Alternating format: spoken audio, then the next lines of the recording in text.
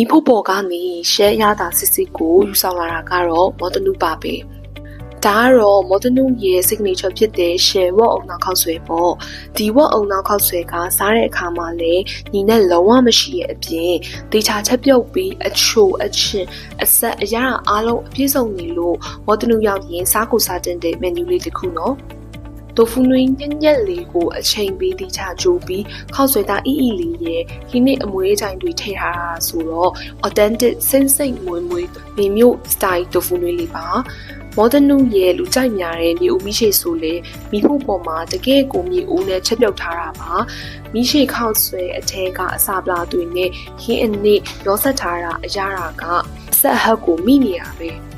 all ဒါနဲ့မြန် life ကိုပို့ရှိရဆိုရင်ဘတ်900ဘူးနဲ့အထက်ဝယ်ယူတိုင်းတိုဖူချော့တပွဲမော်ဒနုမှာလက်ဆောင်ပေးရနော်